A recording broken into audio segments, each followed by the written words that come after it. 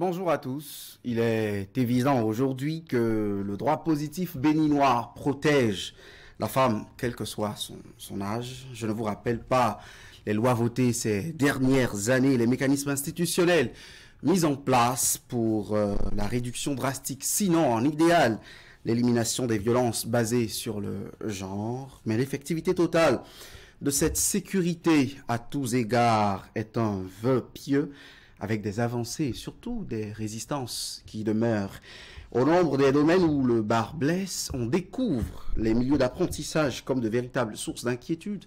La prévalence, la fréquence et l'intensité de la VBG est brave. Les instruments juridiques en vigueur au Bénin, et ceci du fait de la méconnaissance de ces lois, les populations en général, puis les femmes et filles principalement victimes de ces abus sont très peu ou pas du tout informées de ces normes qui les protègent. Le RIFONGA Bénin a initié un projet d'autonomisation mis en œuvre depuis avril 2021. Il a travaillé d'arrache-pied pour l'éradication des carences dans l'applicabilité de certains textes de loi dans le but de tranquilliser ces apprentis vulnérables. 3 ans après, surtout à quelques semaines de l'échéance de fin de cette initiative saluée et louée de tous les acteurs, que retenir des résultats obtenus? C'est la question au cœur de cette émission dénommée Projet autonomisation des apprentis vulnérables dans un environnement sans violence, bilan et perspective. Pour en discuter, je suis avec Sadia Adébi Adam, vice-présidente du RIFONGA Bénin. Bonjour Madame Adébi. Bonjour Monsieur le journaliste. Merci d'être venu dans nos murs pour ces échanges sur ce projet. Et le second invité en studio, c'est Novillon Franck Adorqueto. Il est le président du collectif des associations et groupements professionnels des artisans de la commune des Agégués. Bonjour à vous, cher invité. Bonjour, monsieur le journaliste. Merci à vous aussi d'être venu par ici pour ces 52 minutes d'échange que nous avons à propos de ce sujet. Et déjà, je vais commencer par vous, vice-présidente du RIFONGA. Pourquoi une initiative comme celle-là, ce projet? Certes, on a une idée des violences qui prévalent en milieu d'apprentissage, mais de façon précise et concrète, que retenir des motivations qui vous y ont amené? Merci Monsieur le journaliste, bonjour à vous. Bonjour. Et bonjour à tous les auditeurs et à tous les téléspectateurs. Et merci à Canal 3 de donner au RIFONGA Bénin cette opportunité de faire un peu le point des actions du projet sur l'autonomisation des filles apprenties. C'est vrai, comme vous l'avez dit, c'est suite à des constats donnés que le RIFONGA a initié ce projet. Nous avons constaté que la plupart des non-scolarisés, des déscolarisés, fréquentent des centres d'apprentissage. Et nous avons également constaté qu'il y a un non-respect des droits humains de cette couche-là, surtout la couche de la haute vulnérabilité. Et malgré un national juridique important, nous avons constaté que l'applicabilité des lois protégeant les filles et les femmes au Bénin n'est pas une réalité. Et donc, un projet a été initié pour permettre aux apprenantes de connaître leurs droits et aux patrons également de respecter les textes de loi et pour que les enfants apprennent dans un environnement sécurisé. De façon concrète, dans les lieux d'apprentissage, on tabasse les femmes, elles sont violentées, elles sont harcelées par les patrons. De façon concrète, je reste toujours avec vous, Madame Adébi. Oui. Qu'est-ce qu'il se passait dans ces milieux d'apprentissage sur ces jeunes dames, sur ces jeunes filles? De façon concrète, nous remarquons qu'il y a des conditions arbitraires dans les centres d'apprentissage. Il y a des violences verbales, des violences physiques. Et certains patrons tabassent les enfants, exactement comme eux, ils avaient été formés. Ils pensent qu'il faut perpétuer. Il y a, donc je disais, les violences verbales, les injures. Des fois, les patrons ou les patronnes vont jusqu'à maudire les apprentis lorsqu'elles font mal. Et ensuite, il y a que les parents aussi qui envoient les enfants ne les suivent pas. Et donc, dans certains milieux d'apprentissage, les patrons pensent que l'enfant qui est mis là est comme un enfant qu'il faut exploiter. On peut l'amener dans les champs pour faire des activités champêtres. Même si le patron n'a pas de champ, il peut le sous-louer à son ami. Il y a le prosélytisme. Vous n'êtes pas sans savoir que généralement les filles, les belles filles sont harcelées. Et donc, dans ces centres-là, celles qui ne se donnent pas ont des difficultés pour poursuivre le travail. Et des fois, elles abandonnent. Alors, si c'est des filles vraiment hautement vulnérables et qu'on ne les protège pas, on ne leur parle pas des lois, on n'en parle pas aux patrons qui les utilisent, vous comprenez que les centres feront peur aux apprenantes. Elles n'oseront plus y aller facilement et elles pourront abandonner. Cher invité, est-ce que ces constats ne sont pas vérifiés? Est-ce que dans les coins de rue déjà, on ne voit pas effectivement que le patron tient à implémenter la même rigueur que pendant qu'il était formé? Il y a toujours des bouts de bois, des lanières dans les centres d'apprentissage. Il y a des sanctions à n'en point fini. On prive les gens de repas toute la journée durant. Est-ce que tous ces constats faits par Rifonga, pour vous qui êtes artisan, est-ce que tout ça n'était pas vérifié, n'était pas dans le quotidien de ces jeunes dames apprenties? Oui, monsieur le journaliste. Bon, pour ne pas aller trop loin, je vais vous dire qu'effectivement, il y a ces points qui sont remarqués dans les centres de formation. Mais, vous voyez, les gens sont dans l'obscurité. Et aujourd'hui, le Rifonga est arrivé nous éclaircir. Parce qu'il y a beaucoup de choses que les patrons et les patronnes font qu'ils ne savent pas, qui sont contre la loi. Oh, il y a la loi. Les patrons ne connaissent pas la loi. Même les enfants ne connaissent pas leurs droits. C'est ce qui joue sur les patrons et les apprentis. C'est ce qui cause ces dégâts. Et c'est justement pour ça que le Rifonga est arrivé, oui, nous éclaircir, nous mettre sur la bonne voie de ne pas faire encore ces erreurs. Madame Adebi, est-ce que vous avez essayé de classifier en documentant, parce que le Rifonga a fait des travaux de terrain, est-ce que vous avez documenté et classifié les types de violences auxquelles les femmes les jeunes dames étaient confrontées sur le terrain, les violences que vous avez constatées? Est-ce qu'il y a une certaine classification, une catégorisation possible? Oui, effectivement, le Rifonga est sur toute l'étendue du territoire à travers les ONG membres. Et nous avons essayé, bon, et on ne peut pas dire qu'il y a un département donné qui a le lead d'une certaine violence, mais généralement, c'est les violences à divers niveaux, violence verbale, violence physique, utilisation des enfants dans les activités extra-professionnelles. Et il y a que dans certaines zones, il y a une particularité, à savoir que les enfants, nous avons travaillé avec des apprenants, et là, nous avons fait 20 apprenantes par commune dans 12 départements. Et donc, ça fait 240 apprenants. Et là, nous avons essayé d'échanger avec les apprenantes. Nous avons également échangé avec les patrons. Et nous avons constaté qu'à certains endroits, c'est à peu près les mêmes violences. Et au niveau des ateliers, au niveau des maisons des patronnes, et en les utilisant dans le domaine extra, comme je l'ai dit tout à l'heure. Mais dans certaines communes, il y a eu des spécificités.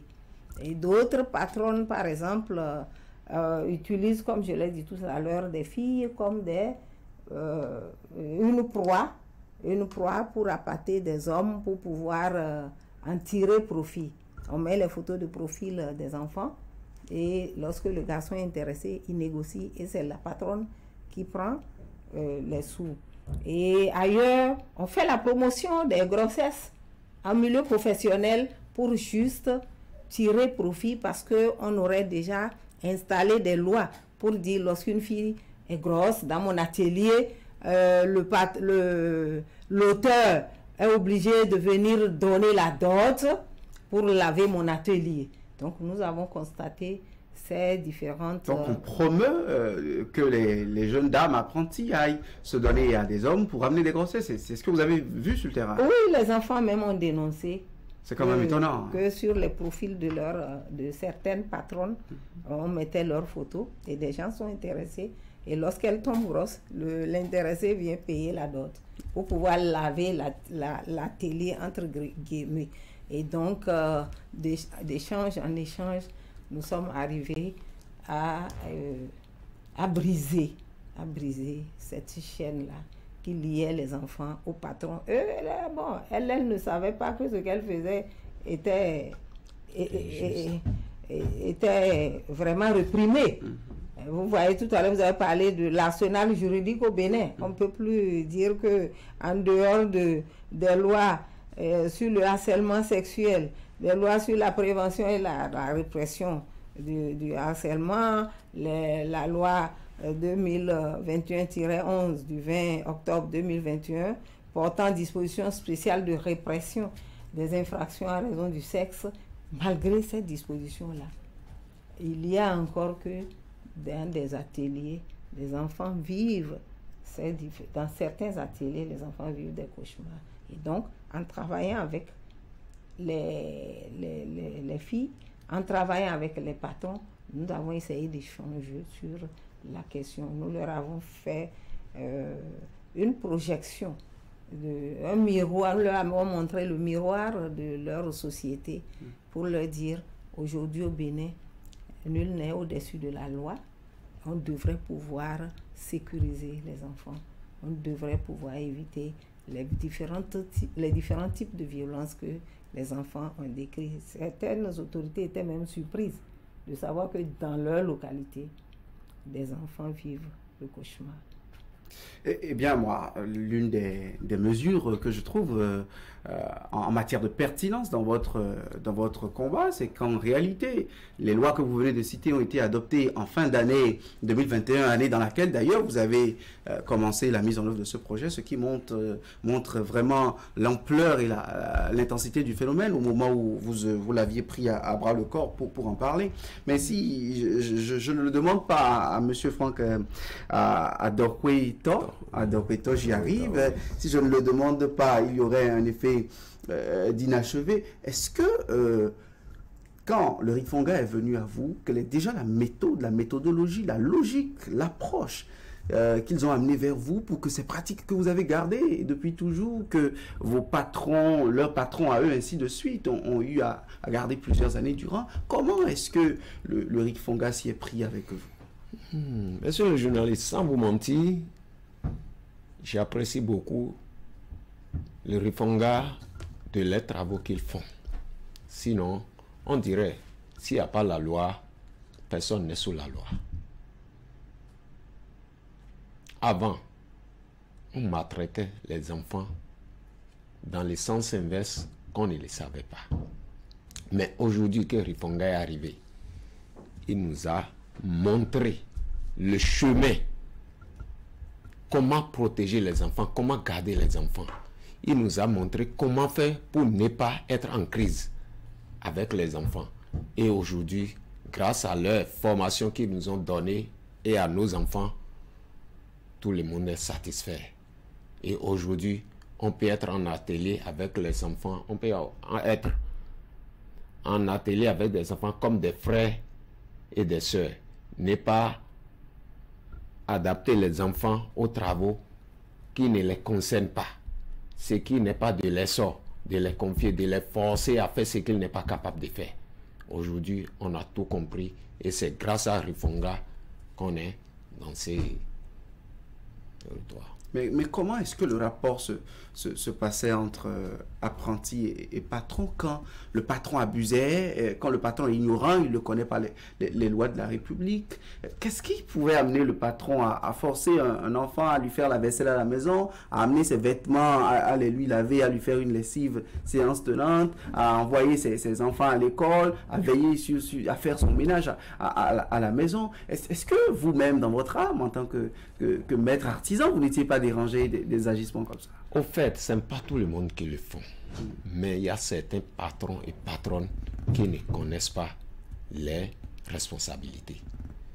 Et si ceci arrive, c'est grâce à certains parents des apprenants. Il y a certains parents qui ignorent les enfants en apprentissage. Et qui les laissent à la charge des maîtres artisans. Les maîtres artisans. Et de là, ils les prennent comme les cadavres, comme leurs esclaves aussi. Esclaves, et ils les utilisent comme ils le veulent. C'est ce qui cause ces dégâts-là. Il y a certains patrons qui sont encore sévères, qui ne connaissent pas, qui connaissent la loi, qui connaissent la loi, mais qui ne veulent pas utiliser la loi. Et c'est au moment où les victimes sont arrivées, ils commencent par demander des excuses. Donc aujourd'hui, Rifonga est arrivé, nous éclaircit. Et tout le monde est au même niveau d'information maintenant, que les apprentis ne sont pas là pour exploiter comme esclaves. Ils sont là comme aide pour les patrons et patronnes. Ils sont là comme nos frères et sœurs. Et nous devons être en harmonie avec eux. Madame Adébi, est-ce qu'il n'y avait pas à un moment donné un problème de moralité aussi? Parce que si le patron lui-même a des problèmes d'éducation, de vivre ensemble, de savoir être en société, est-ce qu'au-delà de l'ignorance de la loi, il n'y avait pas des questions comme ça qui se posaient dans les ateliers d'apprentissage? Merci, monsieur le journaliste. Avant de revenir à cette question, je voudrais vous dire ce qu'on a essayé de faire avec eux. Vous allez en venir sur la logique d'application. Oui. Ok. Mais en fait, vous constatez avec moi que la violence perpétue la violence dans certains ménages, effectivement. Parce que lorsque vous prenez certains patrons, quand on avait fait, et c'est pour cela que je disais, on allait en parler, on a organisé 12 ateliers de formation au profit de 240 jeunes filles. On a également organisé des ateliers au profit des patrons. Et lorsque nous leur parlons de la loi, tout simplement, eux, ils trouvent que, comme je l'ai dit tout à l'heure, ils ont été formés comme ça. D'autres disent, moi, dans ma famille, j'ai été traité comme ça.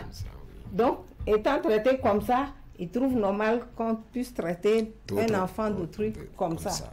Donc, il y a un problème de société. C'est pour cela que dans nos interventions, nous avons d'abord commencé par les membres des communautés.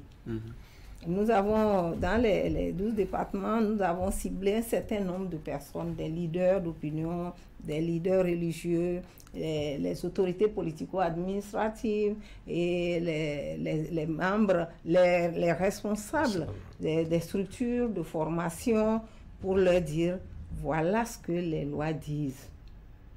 On devrait pouvoir faire attention. Donc, on a fait des théâtres forats pour, comme je le dis, montrer le visage de notre société. Comment est-ce qu'on amène la loi au niveau des artisans qui, en bon nombre, ne sont pas instruits? Comment vous vous y preniez? Nous avons également élaboré 800 dépliants portant sur les différents types de violences. Avec des illustrations, des images. Je ne sais pas si vous en avez, on devrait en projeter. Les images montrant le patron dans son atelier en train de crier sur les apprentis. Des images montrant dans l'atelier même les patrons qui boivent devant les apprenants. De l'alcool. Oui, des images montrant un patron à moitié dénudé, par exemple, en train de courir derrière une jeune fille qui se recroqueville, et plusieurs images illustrées comme ça qu'on leur a distribuées, on a commenté, on a échangé, et tous ont reconnu qu'effectivement ces violences existent, et nous leur avons montré que dans les textes de loi protégeant les femmes et les filles au Bénin, c'est interdit. Vous aviez commencé par évoquer les différentes activités menées pendant ces 3 années. Aujourd'hui que le projet est presque à terme, est-ce que vous pouvez nous faire un résumé des grandes activités que vous avez menées? Vous avez déjà commencé par le dire avec les ateliers, un peu plus en détail, les actions que vous avez menées, et si possible, de façon territoriale, de façon décentralisée et déconcertée dans tous ces départements que vous avez couverts à travers le projet. Ouais. Effectivement, nous avons fait ces formations. On a commencé par les théâtres fora, des théâtres qui retracent un peu les problèmes sociaux liés à la violence dans chaque commune. Et lors de ces rencontres, nous avons essayé de débattre de la question et de parler des lois qui répriment ce type de violence.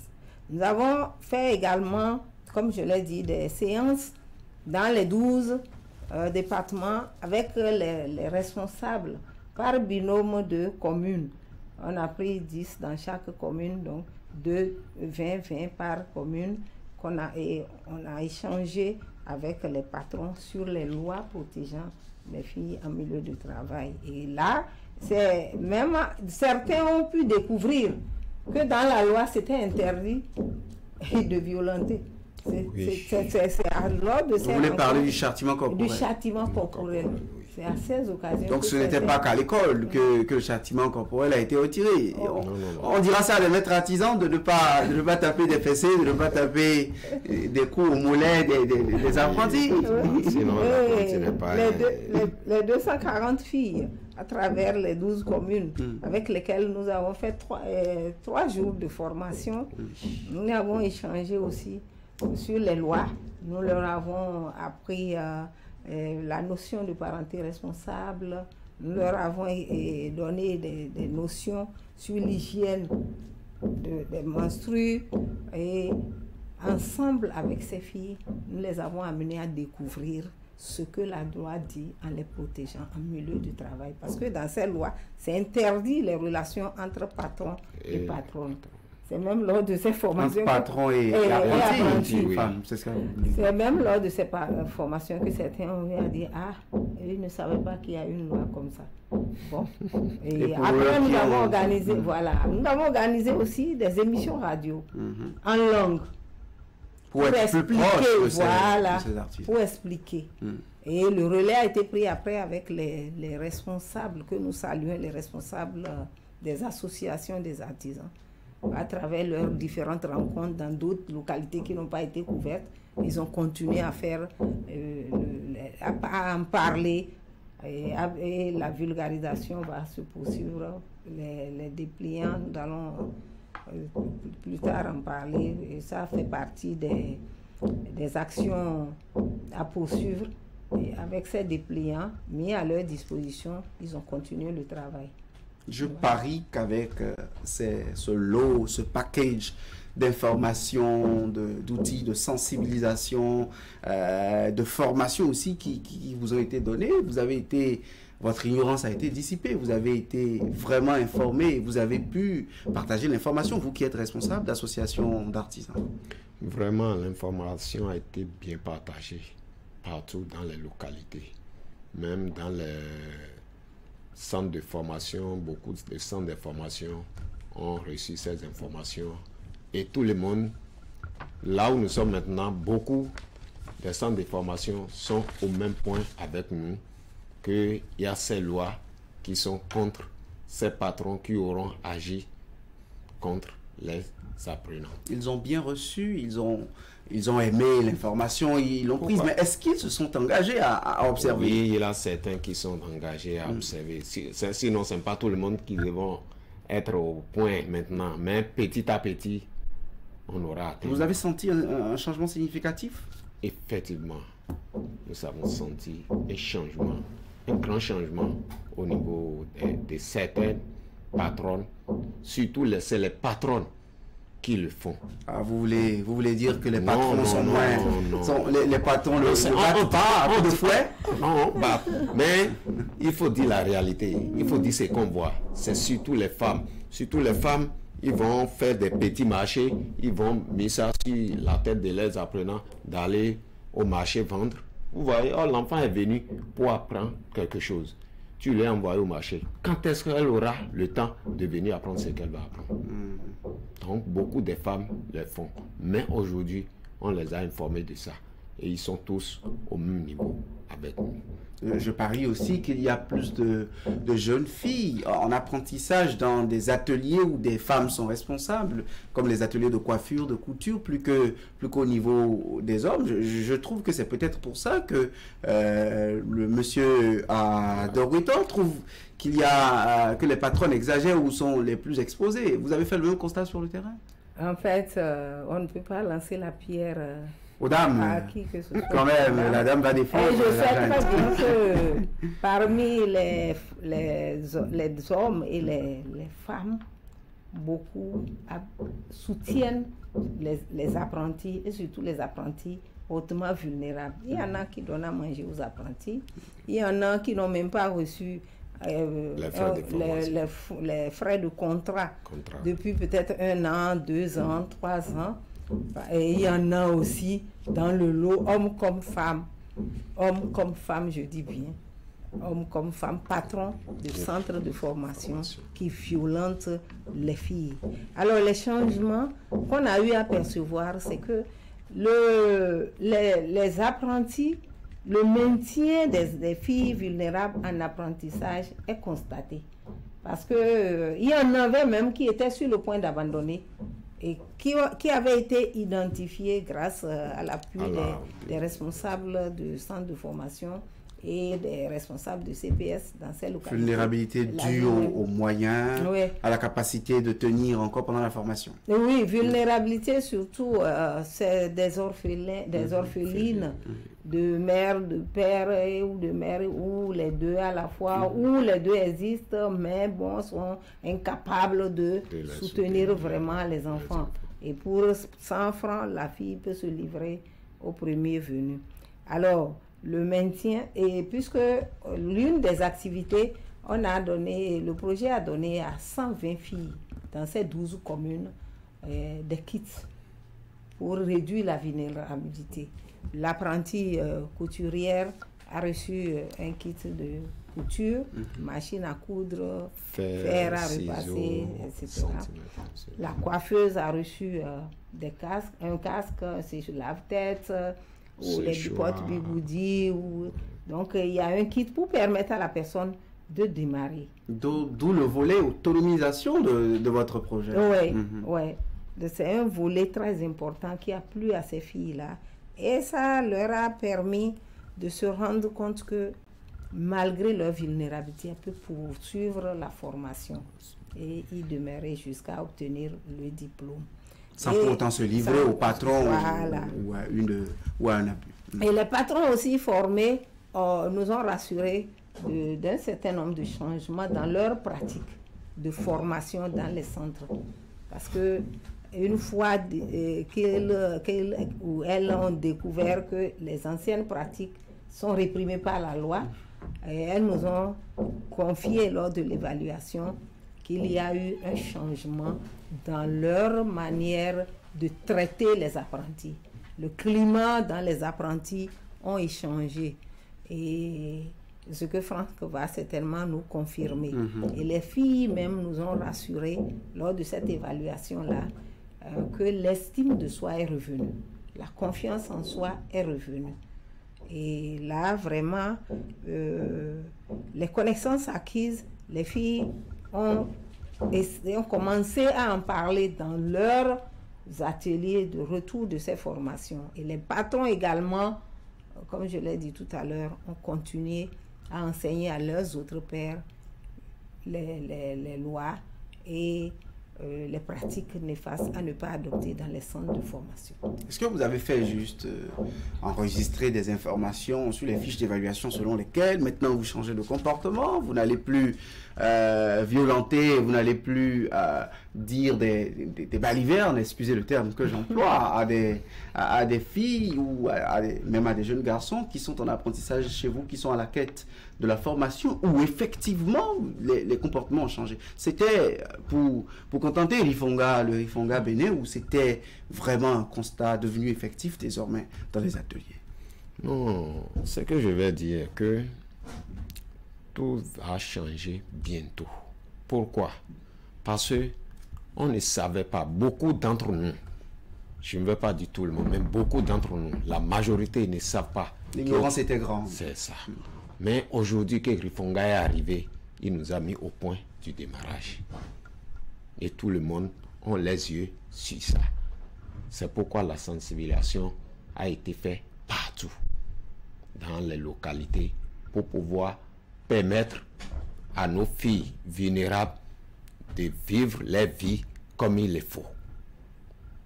On a beaucoup parlé avec des patrons, on a passé par des centres de formation pour sensibiliser des patrons, pour les dire de protéger les enfants vulnérables. Les enfants qui n'ont... Même nous-mêmes qui sommes les patrons et patronnes, on ne devait pas attendre un ONG d'abord avant de soutenir les enfants. Nous-mêmes, nous pouvons œuvrer aux enfants qui n'ont pas la force et ils ont envie de faire le travail, ils n'ont pas les moyens. Les parents n'ont pas les moyens. On peut les soutenir, on peut les supporter à devenir quelque chose demain. On ne devait pas attendre d'abord les ONG d'abord avant de le faire. Si on a la foi, on a le cœur, on devrait le faire. Un bon père de famille. Oui. En fait, il faut ajouter à ce qu'il a dit que dans chaque commune aujourd'hui, toutes les dispositions sont prises par l'État pour pouvoir renforcer les structures existantes de protection sociale. Et toutes ces voies de recours, nous leur avons enseigné ces voies lors des différentes rencontres. Et dans le commissariat, il y a des points focaux, violence, VBG, des hommes en tenue qui sont là aujourd'hui pour pouvoir accompagner les victimes. Et dans les centres de promotion sociale, l'INFA, dans l'Institut national de la femme, oui. Dans tous les démembrements, dans chaque commune aujourd'hui, il y a un œil qui regarde comment est-ce que la femme est traitée. Pour le bonheur de la communauté, c'est vrai.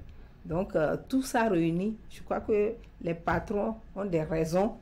Non seulement le travail fait par Rifonga avec l'appui de son partenaire Oxfam, les patrons ont des raisons, comme ils le disent, d'améliorer le climat de confiance dans leur structure de formation.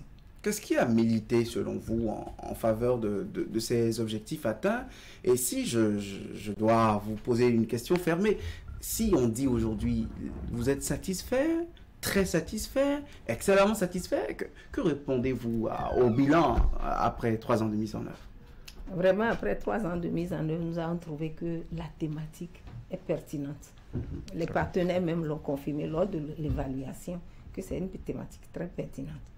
Alors, et la préparation, la mise en œuvre de ce projet a été faite avec les bénéficiaires. Nous avons travaillé... Les patrons et les patrons. Et surtout avec leur bureau communal, des responsables des artisans. Nous avons travaillé main dans la main. Nous avons également travaillé avec les responsables des centres de promotion sociale. Et dans le choix des bénéficiaires, ça a été un travail bien fait. On n'a rien imposé. Et il y a également la qualité des participants. La qualité des participants. Ce n'est pas pour rien que M. Franck est venu témoigner ici. Il fait partie de l'un de nos meilleurs responsables d'association des artisans qui ont contribué à nous sortir un certain nombre de personnes pour participer à ces rencontres et pouvoir porter loin l'information. Il y a également les radios et les télés comme vous qui nous ont aidés pendant ces 3 ans à porter l'information loin. Et encore une fois, je dis merci à Canal. C'est notre devoir. Canal 3, ça fait la deuxième fois que je viens ici pour en parler. Vous avez fait le bilan de l'an 2 avec nous. Avec vous. Et maintenant, nous faisons le bilan de 3 années. Et donc, les radios et la thématique, la pertinence et aussi les horaires de diffusion de ces émissions. Généralement, et lorsque nous avons travaillé avec vous, avec les autres, c'est des heures de grande écoute où les gens sont attentionnés, écoutent, et les autres patrons qui ne sont pas encore touchés sont informés aussi, et nous avons des échos. Nous avons eu également des émissions en langue nationale, dans les radios de proximité, et ça a porté ses fruits. Nous allons nous intéresser un peu dans la suite de cette émission maintenant aux parties prenantes, parce que qui dit projet, dit des hommes, dit des moyens qu'on a mis à disposition, une batterie de mesures et d'accompagnement aussi qui ont pu amener, ou des mesures qui ont pu amener à ces résultats que vous saluez et que vous louez aujourd'hui, que ce soit les maîtres artisans ou les acteurs de cette coalition, le Rifonga Bénin. Je voudrais commencer par vous, madame. Aujourd'hui, qui est-ce qu'on cite comme acteur clé, comme partie prenante à ces beaux résultats, à ces résultats élogieux que nous constatons aujourd'hui? Merci beaucoup, monsieur le journaliste. La charité bien ordonnée commence par soi-même. Bien évidemment. Nous allons parler du Rifonga Bénin avec son partenaire principal, Oxfam, agissant par l'entremise d'affaires mondiales Canada, qui a financé cet important programme-là. C'est le bailleur de c'est le bailleur. Et il y a également le comité de pilotage du projet et la dynamique que ce comité a impulsé nous a permis d'atteindre ces résultats. Et je veux saluer l'organisation des professionnels des métiers de l'artisanat. Comme je l'ai dit, dans chaque commune que nous avions, là où nous avons travaillé, ils se sont pliés en 4 pour nous appuyer. Il y a également les responsables, les CPS, qu'il faut saluer, les centres de promotion sociale. Ils nous ont aidés, et c'est grâce à la grille de leur vulnérabilité qu'on a pu identifier les filles hautement vulnérables, à qui on a, les 120 à qui on a donné du matériel. Et il faut également parler des prestataires de services. Tout le monde confondu nous a beaucoup aidés, et la presse. La presse, nous vous disons un grand merci, parce que vous savez que l'information est importante dans tout travail. Et lorsque vous voulez porter loin votre voix, ce n'est que vous, la presse, qui puissiez nous aider. Et nous avons vu, et je réitère encore les remerciements du Rifonga à tout ce beau monde, et particulièrement à Oxfam. Et ça a été un bon projet. Vous, responsable d'association d'artisans, vous avez été d'une grande utilité, et Madame Adébi l'a reconnu tout à l'heure. Comment est-ce que vous avez géré? Oui, vous avez mobilisé les membres de vos associations, mais comment se passait le dialogue? Comment vous leur montriez la pertinence du sujet, et ce pourquoi il fallait venir s'asseoir à la table des discussions et comprendre la problématique, le sujet qui était évoqué, notamment les violences basées sur le genre en milieu d'apprentissage? Effectivement, nous avons fait ce travail en termes de ce que Rifonga nous a formés. Et sur ces pas, nous avons mobilisé des gens. Nous avons commandé les apprentis qui ont été formés de passer par les ateliers et former l'air. Donc il y avait une formation des formateurs qui ensuite ont relayé les formations dans les différents centres de formation. Et ce qui les a beaucoup intéressés est qu'ils ont reçu des kits pour pouvoir, après les fins de formation, avoir les kits pour travailler eux-mêmes pour devenir quelque chose demain. Ce qui a fait beaucoup parler de Rifonga dans nos milieux de travail. Et je les remercie beaucoup. Ils ont fait beaucoup de travail avec nous. Ils nous ont, comment dirais-je, je ne sais même comment les remercier. Ils ont fait beaucoup pour nous. Ils ont fait que nos apprentis aujourd'hui connaissent les droits, connaissent là où mettre désormais pied à leur patron, comment rester avec. Parce que ces fraudes qui ont été commises là par les patrons là, beaucoup viennent des apprentis aussi. Il y a aujourd'hui maintenant des apprentis à qui tu dis de porter telle tenue, ils ne sont pas d'accord à porter parce que le tenue que tu les as commandé de porter là est déjà trop large. Ils veulent porter des choses serrées. Voilà que tout le monde n'est pas de gens de voir des choses comme ça. S'ils les voient, ils sont déjà intéressés. Mais les patrons qui connaissent, comment dire, sa responsabilité, doit voir son apprenti comme son enfant. Si on dit apprenti, ton apprenti est comme ton enfant. Tu dois le protéger, tu dois le regarder avec les yeux de papa. C'est ce que je vais dire. Donc, il y a certains qui sont, bon, qui ne se contrôlent pas à ces moments-là. Or, normalement, nous devons faire beaucoup attention à cet temps, sinon tu vas commettre beaucoup d'erreurs. Et la loi est là pour sanctionner. Hein, la loi est là. Oui. C'est pourquoi j'avais dit auparavant que s'il n'y avait pas de loi, personne ne connaît pas la loi. Mais s'il y a la loi, si tu tombes dedans, là, c'est parti. Hein. De ce projet d'autonomisation des apprentis vulnérables aujourd'hui, la mise en œuvre, quelles sont les leçons que vous en tirez, vous, maître artisan? Moi, j'ai tiré beaucoup de leçons. Beaucoup de leçons.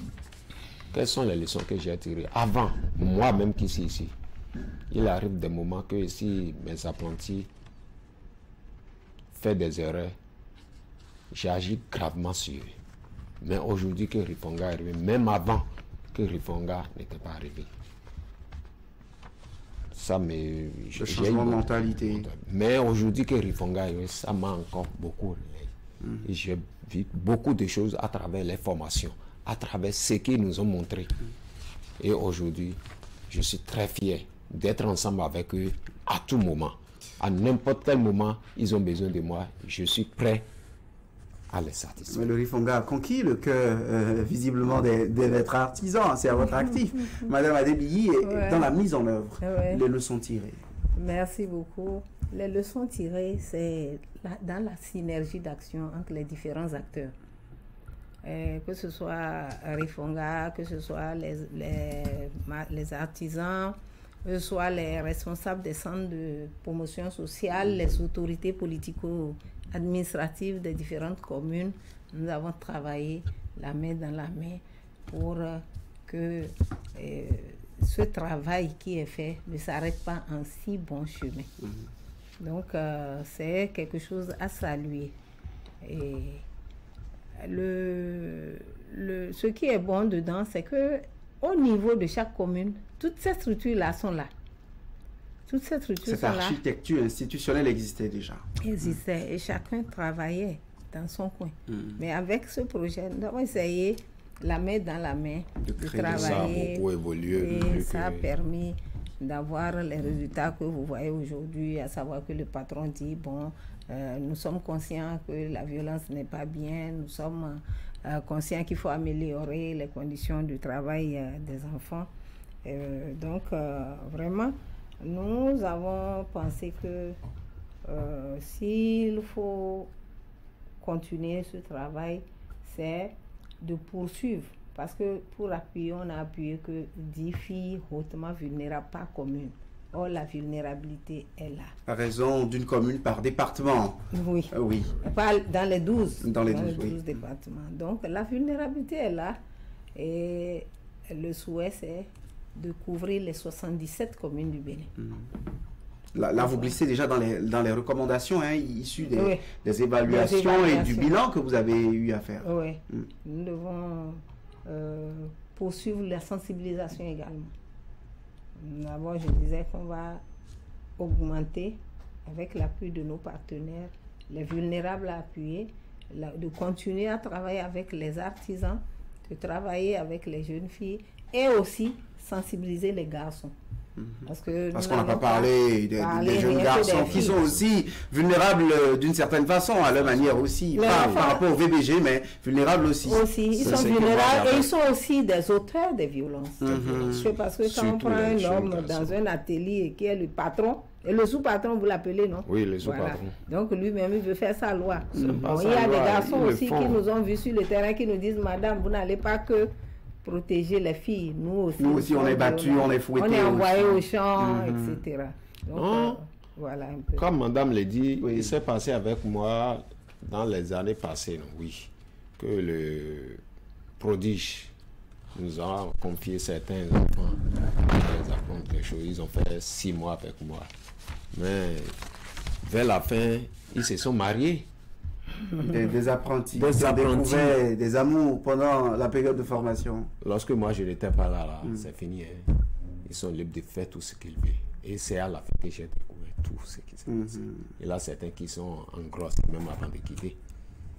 Donc, d'où la nécessité de s'intéresser également aux jeunes garçons dans ces ateliers, les jeunes garçons vulnérables et autres, pour que le projet soit en leur direction. C'est pourquoi, au cours de l'auto-évaluation, j'avais demandé de faire aussi, de tout faire pour faire la formation aux jeunes garçons aussi. Parce que c'est eux qui sont vraiment les responsables de ces actes. Bon, les patrons s'en lavent un peu les mains. Maintenant qu'on en est à cette phase.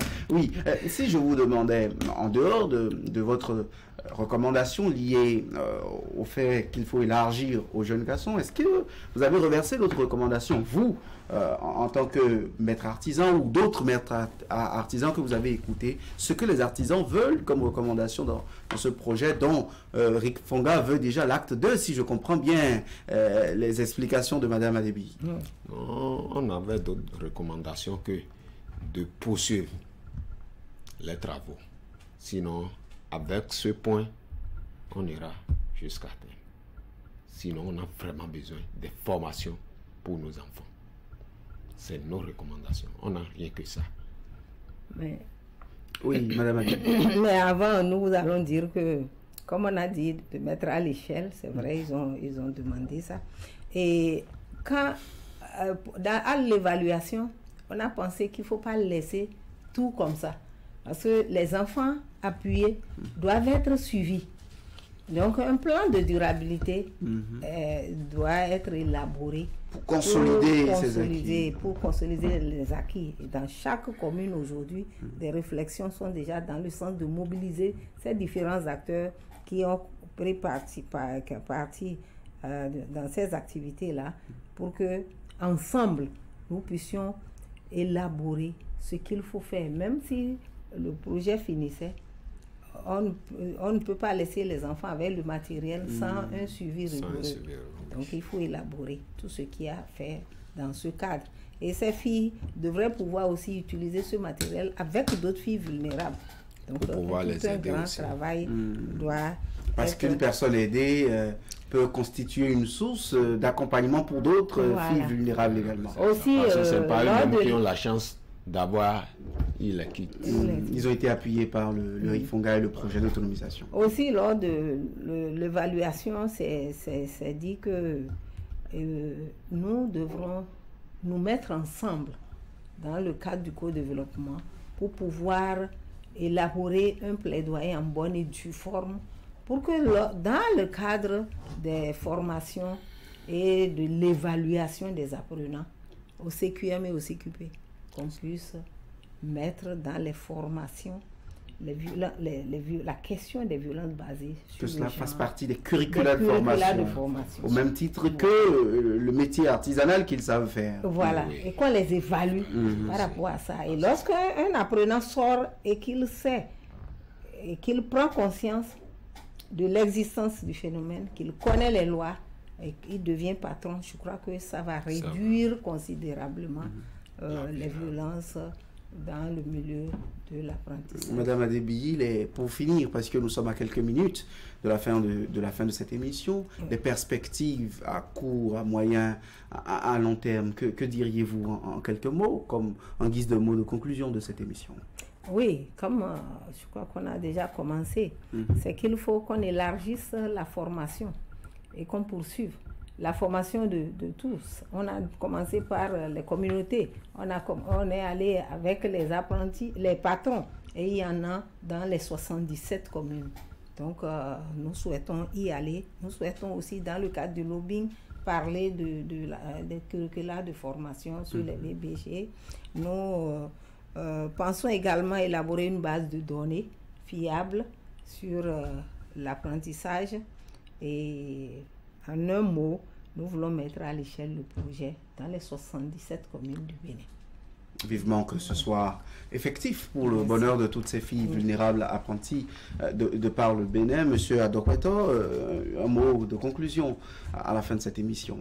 Merci beaucoup, mon frère. Ce que j'ai à ajouter à ce que madame a dit, que Dieu les aide, que Dieu nous aide à poursuivre parce que c'est un long trajet.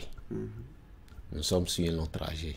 Et je prie beaucoup Dieu de nous aider à atteindre. Sinon, ce serait très très bon de ne pas les laisser comme on ne les connaît pas de leurs difficultés. Sinon, nos filles, nos jeunes femmes sont en difficulté dans nos zones différentes. Sinon, je vois certaines, et si j'avais les moyens de les soutenir, j'allais les faire même avant. C'est pourquoi j'avais dit, on ne devait pas attendre les ONG avant d'aider nos enfants. Sinon, ils sont tous nos enfants. Si tu fais du bien à quelqu'un, on te fera aussi. C'est tout ce que j'ai à ajouter. Merci à vous, non-vignon Franck Adokweto. Vous êtes le président du collectif des associations et groupements professionnels des artisans de la commune des Agégués. Merci d'être venu sur ce plateau. Merci aussi à vous, Madame Sadia Déby Adam, vice-présidente du Rifonga Bénin. Nous avons échangé au cours de cette émission sur le projet d'autonomisation des apprentis vulnérables dans un environnement sans violence. Nous avons fait le bilan des 3 années de mise en œuvre. Nous avons ouvert les perspectives sur les tout prochains jours. Vous souhaitez un acte de vivement que les accompagnements nécessaires de tous ordres, techniques et financiers, soient au rendez-vous, vu que vous avez déjà la ressource humaine et la chaîne d'acteurs à votre disposition pour y arriver. Nous le souhaitons aussi, nous acteurs des médias, et nous vous réitérons notre entière disponibilité à vous aider à l'atteinte de cet objectif. Merci à vous aussi de nous avoir suivis. C'est tout pour cette émission. Merci à toute l'équipe de réalisation. Au revoir. Merci.